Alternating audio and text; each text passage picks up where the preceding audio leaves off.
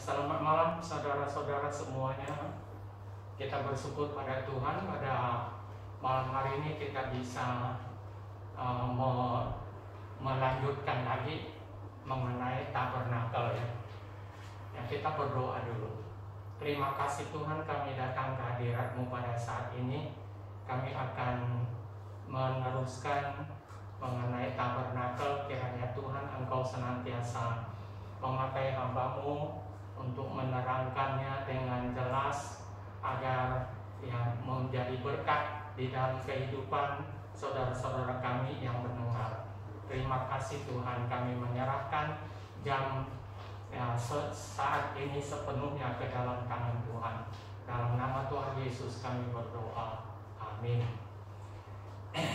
Nah, karena kita sudah lama tidak membicarakan mengenai tabernakel, mungkin saya bisa mengingatkan aja mengulangi tabernakel ini.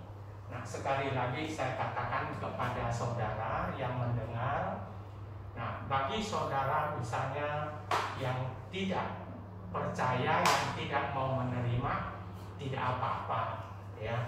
Saya tidak memaksa saudara harus menerima, tetapi saya akan berusaha untuk menerangkan pengertian rohani dari tabernakel ini. Nah, karena kita melihat ada banyak orang-orang Kristen yang hanya membaca mulai dari kitab Keluaran pasal 25. Nah, itu Allah memerintahkan kepada Musa untuk membuat kemah suci gitu ya, ataupun tabernakel, di mana mereka bisa menyembah kepada Tuhan dan Tuhan juga menyertai mereka. Dan mulai dari kitab Keluaran pasal 25 terus bilangan ulangan itu ada terus. Jadi bolak-balik karena ada prosesnya, perintahnya dan akhirnya ada prosesnya gitu. Jadi hampir sama. Jadi waktu jemaat membaca ini, mereka nggak ngerti apa itu gitu ya. Jadi termasuk saya juga dulu belum memahami akan tabernakel ini apa sih, begitu bolak-balik kayaknya begitu ya. Lalu akhirnya setelah itu saya baru mengerti bahwa tabernakel ini adalah ukuran daripada kerohanian orang Kristen.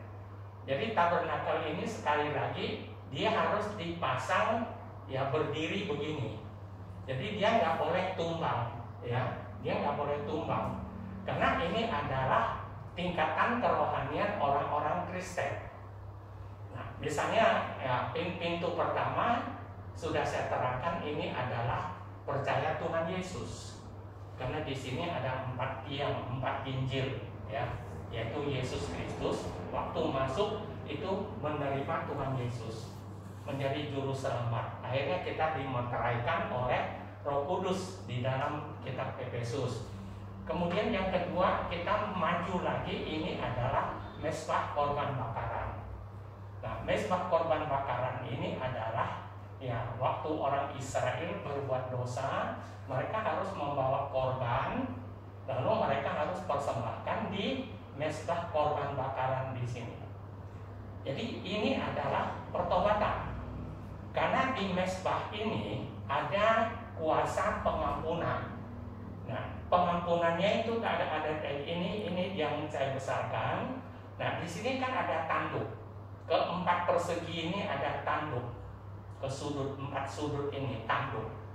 Nah, tanduk ini adalah ada kuasa pengampunan dosa. Kalau pengertian rohani, tanduk ini adalah kebangkitan Tuhan Yesus. Jadi menyatakan pengertiannya, kebangkitan Tuhan Yesus. Makanya pada waktu karena Yesus itu tidak hanya mati di atas kayu salib. Kalau dia hanya mati dan dikuburkan, dia tidak bangkit. Nah, dosa tidak akan bisa diampuni. Karena kebangkitan daripada Tuhan Yesus, makanya dosa kita diampuni. Makanya Rasul Paulus di dalam Korintus juga mengatakan, ya, hai dosa di manakah senyapmu, ya, lalu dia katakan bahwa ya dosa semuanya sudah tidak berkuasa lagi atas orang-orang yang percaya. Di sini ada pengampunan, pengampunan dosa di sini. Jadi ini pertobatan. Nah, kalau kita membaca di dalam Raja-Raja pasal yang pertama ayat yang ke-50. Nah, pada saat itu adalah Adonia. Adonia itu mau mengangkat dirinya menjadi raja. Lalu kemudian ya Daud melantik mengurapi ya Salomo menjadi raja di istana. Setelah Salomo menjadi raja, lalu Daud Adonia itu takut kepada Salomo. Lalu dia berlari masuk ke bait Allah. Dia memegang tanduk mezbah ini. Ini tanduk mezbah ini. Di dalam ayat yang ke-50 dikatakan, maka takutlah Adonia. Kemudian dia berlari memegang ya tanduk mezbah, minta pengampunan. Nah, kemudian Salomo mengampuni dia. Ya, di dalam ayat yang ke-53 ini. Jadi Salomo mengatakan kalau dia sungguh-sungguh tidak ada maksud yang jahat, ya udah, ya dia diampuni. Lalu dia disuruh pulang. Makanya di sini ada pengampunan, lalu bertobat dosa diampuni. Itu pengertiannya ya. Nah, kita percaya Tuhan Yesus, kita bertobat. Nah, setelah itu kita baru di yang ketiga. Di sini adalah ya kolam basuhan, karena imam-imam semuanya mau melayani di sini. Dia harus menyuci tangannya dulu, membersihkan dirinya dulu, baru dia bisa melayani di tabernakel ini, di dalam kemah ini. Jadi ini adalah baptisan yang sudah kita bahas ya hari itu. Baptisan ini adalah ya dari baptisan bahwa di sini adalah berarti dosa dikuburkan. Yang lama itu sudah mati, yang baru sudah terbit sesuai dengan Roma pasal yang ke-6. Kalau saudara membaca gitu ya. Nah, ini adalah langkah-langkahnya. Ya, misalnya ini adalah tingkatan kerohanian orang Kristen. Misalnya setiap tingkat ini ada misalnya 1 meter gitu ya. Kalau misalnya dikatakan tingkatan dari rohanian kita itu misalnya 10% gitu lah, 10% ya. Enggak usah pakai meter. Jadi di sini kita mulai masuk itu dari 0. Kemudian kita sampai di sini ya rohani kita naik 10%. Ya, sampai di sini rohani kita naik 20%. Sampai di sini rohani kita naik 30%. Begitu. Jadi rohani kita itu harus naik terus ya, sampai di sini, sampai di sini, sampai di sini ya terus ya kita melihat ini ruangan Maha Kudus gitu ya. Jadi rohani kita harus naik. Makanya orang Kristen itu tidak boleh mundur. Orang Kristen itu dia rohaninya itu harus ya meningkat terus gitu ya. Jadi kita melihat setelah kita percaya Tuhan Yesus, kita bertobat, kita dibaptis, kita masuk di pintu kemah. Ini pintu kemah ya, pintu yang kedua. Ya, ini adalah pintu gerbang, pintu pertama.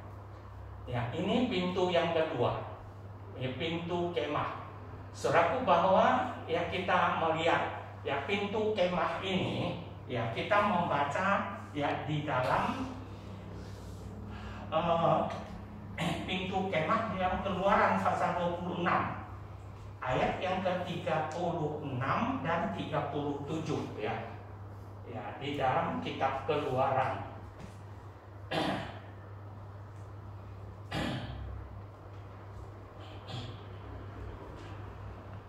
Di dalam kitab Keluaran pasal yang ke-26, 36 dan 37 ya. Nah. Ayat yang ke-36 ya, juga haruslah kau buat tirai untuk pintu kemah itu dari linen ungu tua, kain ungu muda, kain kermisi dan linen halus yang dipintal benangnya, tenunan yang berwarna-warna. Jadi dia katakan bahwa haruslah kau buat 5 tiang dari kayu penaga untuk tirai itu, dan ya kau ya salurkan ya itu dengan emas. Nah, kita melihat di sini dikatakan bahwa harus ada pintu di sini, dan dikatakan harus ada 5 tiang. Di sini tiangnya 4, ya. Di sini tiangnya 5. Nah, di sini sudah saya tidak kelihatan ya. Ini tidak kelihatan. Ini kelihatan. Nah, 1, 2, 3, 4, 5 tiang ini. Jadi setelah, kalau di sini ada 4 tiang, saudaraku, bahwa 4 tiang itu sudah saya katakan menceritakan mengenai 4 Injil. Ya, 4 Injil itu menceritakan tentang Tuhan Yesus. Berarti di sini adalah kepribadian Tuhan Yesus. Jadi ya waktu kita masuk di sini, melewati di sini, kita terus masuk ke pintu kemah. Di sini ada 5 tiang. Kenapa harus ada 5 tiang? Ya, saudaraku, bahwa kalau kita melihat bahwa pintu kemah ini, pengertian rohaninya adalah menerima karunia daripada Roh Kudus. Di pintu kemah ini. Ya, kalau kita membaca di dalam Kisah Rasul-Rasul, ya. Di dalam Kisah Rasul-Rasul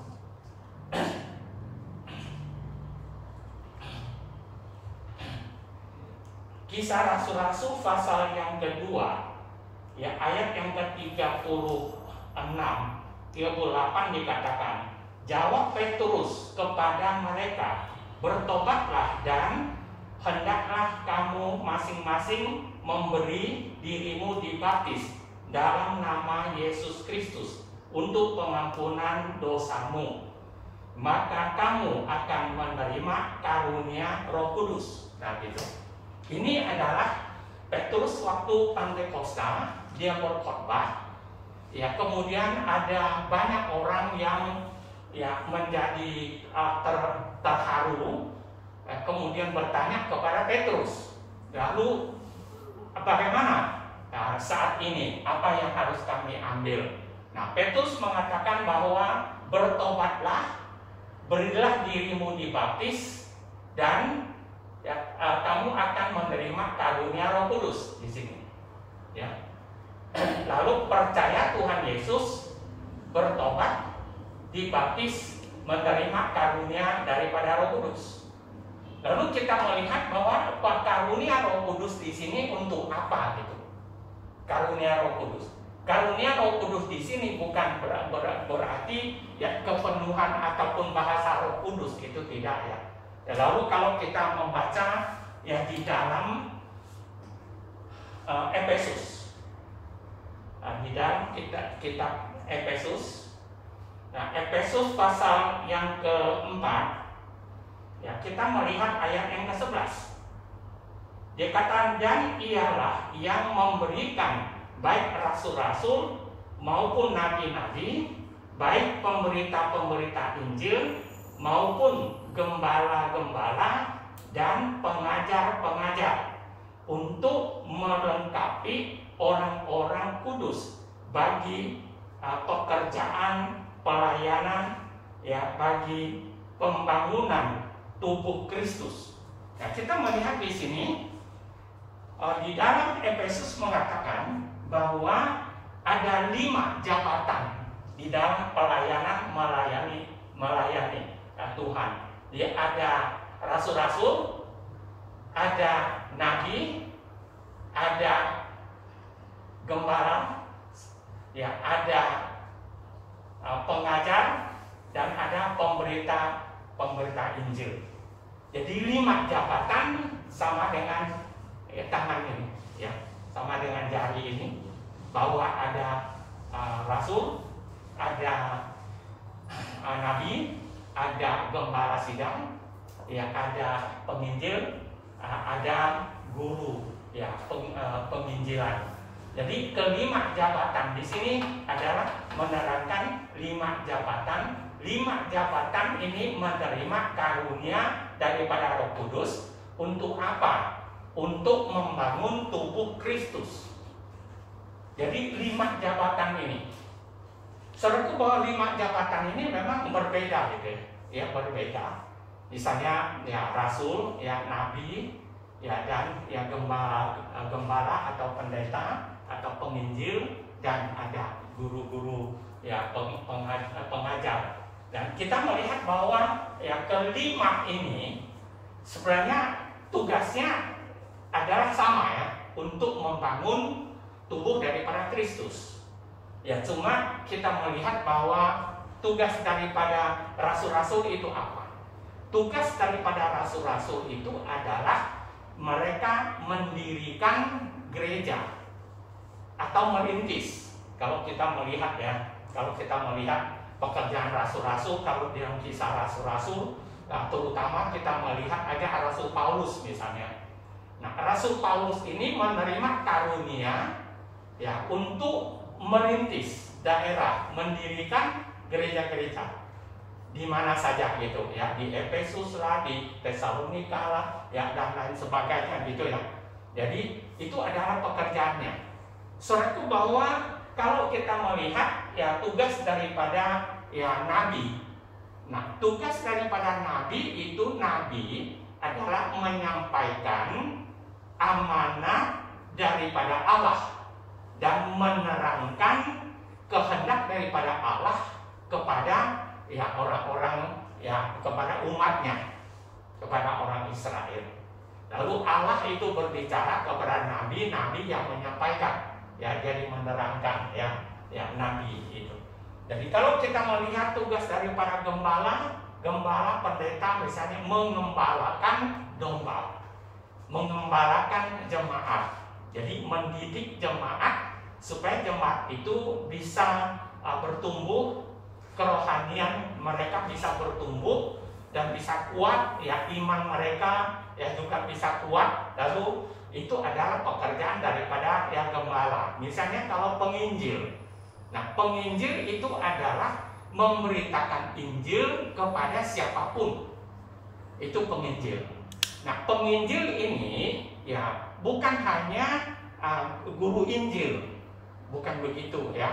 Ya, lalu jemaat biasa yang percaya kepada Tuhan Yesus pun harus mengambil bagian untuk memberitakan Injil di mana saja, kapan saja ada kesempatan gitu, kita beritakan Injil kepada siapa saja. Ya, pada teman-teman kita mungkin, ya pada ya orang-orang di dalam rumah kita, ya dan di mana saja kita ya kabarkan Injil. Ya, untuk kabarkan Injil, untuk pemasukan dan lain sebagainya begitu ya. Itu adalah semua. Jadi jemaat itu, orang-orang Kristen itu harus memakai karunia yang diberikan oleh Tuhan. Kamu punya karunia apa gitu. Jadi dipakailah untuk melayani Tuhan, untuk membangun tubuhnya daripada Tuhan. Misalnya dikaruniakan musik, ya pakailah musik untuk memuliakan Tuhan, gitu ya. Dikaruniakan ya untuk ya menginjil, untuk ya berkhotbah, ya, itu semuanya kita pakai ya semuanya itu ya tugas-tugas daripada karunia-karunia kita ada. Jadi kita tidak bisa mengerjakan pekerjaan Tuhan yang tidak sesuai dengan karunia kita. Jadi nggak bisa gitu ya. Ya. Lalu kita harus sesuai dengan karunia karunia Roh Kudus yang diberikan kepada kita. Apa itu karunia kita? Saudaraku, bahwa kita orang-orang Kristen, kita di gereja, ya itu bukan hanya hamba Tuhan yang harus giat. Nah, kalau kita melihat di gereja-gereja besar ya, di gereja-gereja besar, saudaraku, bahwa kalau tim besuk misalnya, kalau besuk itu bukan hanya bukan hanya pendeta penginjil yang besuk. Nah, jemaat-jemaat biasa, mereka bentuk tim gitu, bentuk grup ya untuk besuk hari Senin, hari Selasa, hari Rabu, mungkin grup-grup yang berbeda-beda gitu ya. Ya, kadang-kadang pendeta tidak ikut di dalam pembesukan itu. Ya, pendeta tidak ikut. Itu adalah orang-orang Kristen umum, jemaat umum. Ya, cuma kita di sini kadang-kadang kita melihat bahwa tidak melakukan ya apa yang karunia kita kayaknya begitu. Ya, kalau besuk ya hanya ya pendeta penginjil yang besuk begitu ya. Jadi jemaat tidak besuk gitu ya. Jadi jemaat itu kadang-kadang dia hanya tunggu penginjil pendeta datang besuk. Nah, kalau dibesuk ya baru ya dia merasa mungkin diperhatikan begitu ya. Nah, kalau ada yang sakit misalnya yang perlu ada masalah ya terus ya telepon ya muksi ya dan penginjil gitu ya untuk didoakan begitu. Sebenarnya bahwa orang-orang Kristen biasa umum juga berhak itu ya. Kalau kita tahu misalnya teman kita ya, punya masalah, oke, kita berdoa bersama-sama. Jadi doakan dia. Jadi tidak perlu telepon hamba Tuhan mendoakan dia, sebenarnya tidak perlu begitu, gitu kan? Ya kita juga berhak karena doa itu bukan hanya doa hamba Tuhan, ya penginjil yang didengar oleh Tuhan. Jadi jemaat-jemaat juga doanya tetap juga didengar oleh Tuhan. Kalau kita memberikan doa yang sungguh-sungguh begitu, ya dengan iman gitu ya. Ya kecuali ya kita hanya ya berdoa hanya mengucapkan begitu aja tanpa iman, mungkin doa kita ya tidak akan dikabulkan gitu ya. Jadi doa kita itu harus dengan iman. Jadi siapa saja. Makanya kita melihat bahwa ya kita mengharapkan jemaat-jemaat yang mempunyai ya salah satu karunia yang ada ya di kelima karunia ini ya.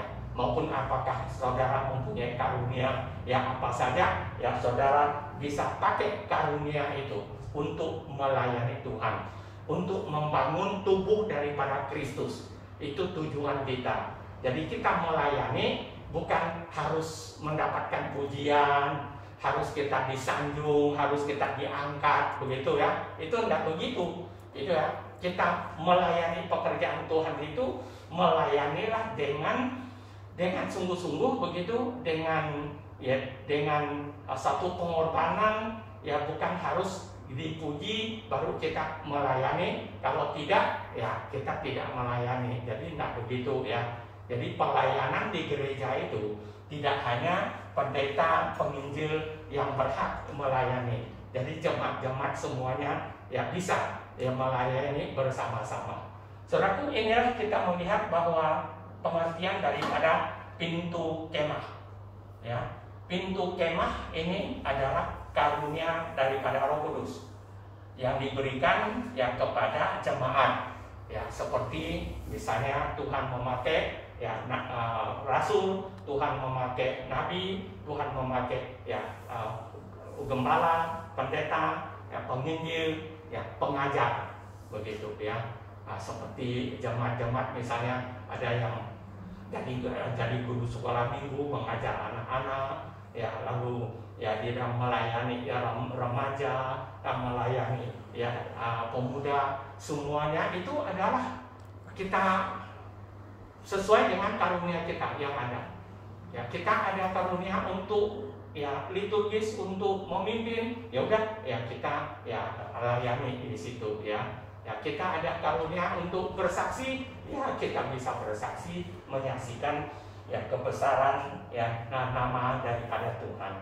Nah itu yang ya kita lihat ya di pintu kemah di sini.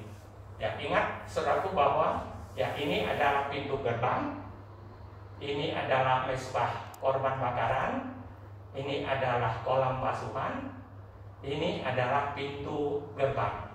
Jadi ini pengertiannya percaya Tuhan Yesus, bertobat, dibaptis, menerima karunia Roh Kudus. Ya, menerima karunia Roh Kudus ini untuk melayani, bukan menerima karunia Roh Kudus ya berbahasa roh, itu tidak. Di dalam kelima jabatan ini tidak ada yang bahasa roh di sini. Di dalam Efesus ini ya tidak ada. Lalu dengan 5 karunia yang ada kita membangun ya gerejanya Tuhan. Ya, kiranya Tuhan senantiasa memberkati yang saudara ya sekalian. Ya, saya rasa cukup di sini. Nanti kita masuk ya mungkin ya masuk ke meja roti di sini. Ya, di sini meja roti. Lalu ada kita ya masuk juga ke katidian dan mesbah dupa. Lalu kita ini halaman ya halaman. Halaman ini adalah kita dibenarkan. Kalau pengertiannya ya kita dibenarkan oleh darah Kristus. Nah, kita sudah masuk ke ruangan, ke pintu kemah ini. Kita sudah ada di dalam ruangan ya ruangan suci di sini. Ruangan suci ini kita disucikan. Di sini disucikan ya.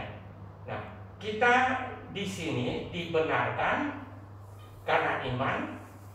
Kita akhirnya terus berusaha supaya kita disucikan. Hidup suci. Maksudnya gitu ya. Perubahan hidup orang Kristen. Kita tidak hanya cukup dibenarkan, tapi kita harus maju, disucikan di sini.